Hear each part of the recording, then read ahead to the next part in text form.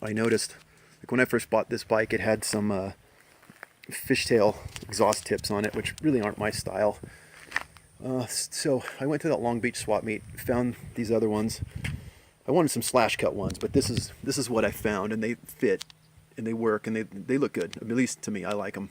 But when I was changing them out, I noticed that there was zero fiberglass packing in the right muffler, and you know, remnants of what might have been left in the left one. And so up here in this house project that I'm working on, I found a roll of extra fiberglass insulation, and today I repacked them. Meanwhile, I've been slowly cleaning the bike. I had the primary cover off and I polished it by hand. It's not show quality, but it looks pretty good. It's acceptable to me. It looks a lot better than the crappy clear coat that was on there before. And I've just been kind of cleaning, shining, a thing at a time. And what we're gonna do now is see what this thing sounds like when I fire it up and hit the choke. Give it a little gas.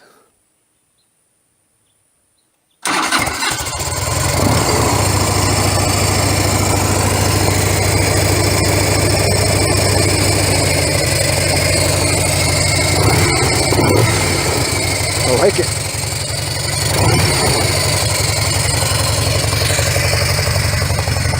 It's noticeably quieter. I don't want a window rattler. See, it's got a nice mellow tone, and it just took some of the edge that was on it off of there. I really like this bike. This is a model called an FLHS. It's an electric glide. It's the precursor to what became the Road King. And you know, when I take the tour pack off the back, get the shield off it, it looks just like, guess what, a Road King. Changed the oil last night, changed the transmission oil. I spilled a little and you can see it burning off. But I like the sound.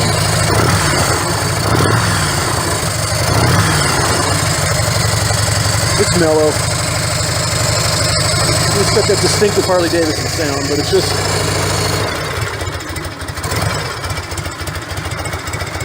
like you can listen to that all day. It's not going to drive you nuts.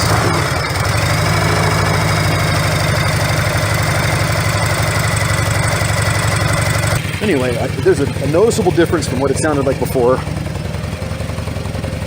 I like it. It's mellow. Alright, well that's that for now. We can pan over here. This yard, by the way, turned out to be absolutely gorgeous. I'll tell you what else is gorgeous is this right here. Different world from that Harley Davidson. But it was sprung. Those are the forks right there. It's the front wheel. They had the factory springs in there, so it's designed to carry a rider that weighs 160, 170, and I weigh 215, so the front end was way too mushy. Up in that box is a set of fork springs and a new rear shock spring.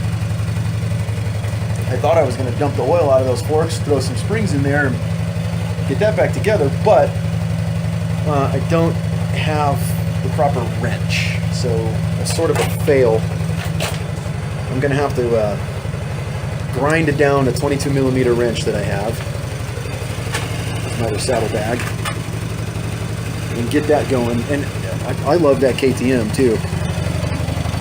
It won't do what that Harley does, and that Harley sure as shit won't do what that KTM does.